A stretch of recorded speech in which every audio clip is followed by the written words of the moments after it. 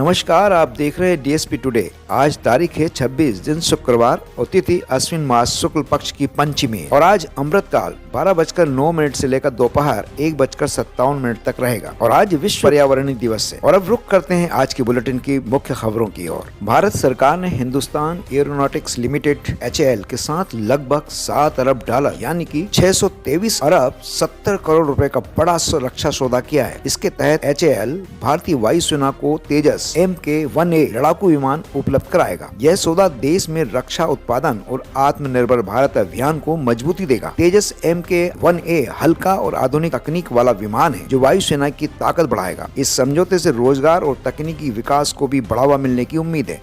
भारत के ईंधन निर्यात कई वर्षों के उच्च स्तर पर पहुंच गए हैं। इसके पीछे मुख्य कारण रिफाइनरियों में उत्पादन बढ़ाना और इथेनॉल मिश्रण का विस्तार है। पेट्रोल और डीजल जैसे उत्पादों की अंतर्राष्ट्रीय मांग ने भी इस वृद्धि को सहारा दिया है। सरकार का लक्ष्य पेट्रोल में 20% तक इथेनॉल मिश्रण करना है, जिससे आयात पर निर्भरता घटेगी और पर्यावरण को लाभ मिलेगा। बढ़ा हुआ निर्यात देश की विदेशी मुद्रा आय को भी मजबूत कर रहा है।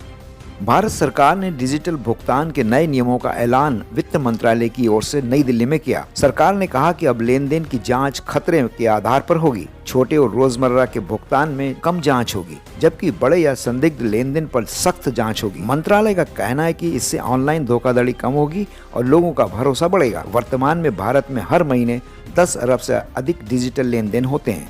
और इधर राजस्थान को PM मोदी ने बड़ा पैकेज दिया। अभी आपकी मेहरबानी से हम ऊर्जा दाता भी बन गए, अब ऊर्जा दाता भी बन गए और हमने आपको जमीन दी और आपने ऊर्जा हमें और उसमें से बुनियादी सोना ढांचा उखाड़ क्षेत्र के शामिल है। PM मोदी ने कहा कि इनसे रोजगार के अवसर बढ़ेंगे और प्रदेश की अर्थव्यवस्था को मजबूती मिलेगी। यह निवेश राजस्थान के औद्योगिक और कृषि विकास को नई गति देगा। प्रधानमंत्री ने जनसभा में राज्य के विकास के लिए केंद्र की प्रतिबद्धता को दोहराया। केंद्रीय माध्यमिक शिक्षा बोर्ड CBSE ने 2026 की कक्षा 10 और 12वीं की बोर्ड परीक्षाओं की तारीखों की घोषणा कर दी है। परीक्षाएं 17 फरवरी से 15 जुलाई 2026 तक आयोजित होंगी। इस दौरान मुख्य विषयों की परीक्षाएं पहले करवाई जाएंगी ताकि छात्रों को उच्च शिक्षा और प्रवेश परीक्षाओं की तैयारी में सुविधा हो। CBSE का कहना है कि परीक्षा कार्यक्रम जल्दी विस्तृत रूप से जारी किया जाएगा। प्रधानमंत्री नरेंद्र मोदी ने नई दिल्ली के भारत मंडपम में वर्ल्ड फूड इंडिया 2025 का उद्घाटन किया। यह कार्यक्रम 25 सितंबर 2025 से 4 दिन चलेगा। इसमें भारत के खाद्य प्रसंस्करण, पोषण और जैविक खाद्य उत्पादन को दिखाया जाएगा। प्रधानमंत्री मोदी ने कहा कि यह आयोजन भारत को दुनिया के खाद्य उद्योग में आगे लाने और किसानों व छोटे व्यवसायियों के लिए नए मौके बनाने में मदद करेगा। और इधर कांग्रेस प्रमुख सोनिया गांधी ने 25 सितंबर 2025 को पटना में कहा कि प्रधानमंत्री मोदी की विदेश नीति व्यक्तिगत दोस्ती पर आधारित है, जो भारत के हितों के लिए ठीक नहीं है। उन्होंने मोदी और इजराइल के प्रधानमंत्री नेतन्याहू की दोस्ती का उदाहरण दिया और इसे व्यक्तिगत कूटनीति बताया। सोनिया गांधी ने कहा कि इस तरह की नीति भारत की विदेश नीति को सही दिशा नहीं देती और इसे बदलने की जरूरत है। और आइए अब जानते हैं खेल जगत में क्या हुआ। एशिया कप 2025 में पहले ही मैच में भारत फाइनल में पहुंच चुका है। सेमीफाइनल विजेता टीम 28 सितंबर को भारत के खिलाफ फाइनल में मुकाबला करेगी। और आइए अब जानते हैं मौसम के मिजाज।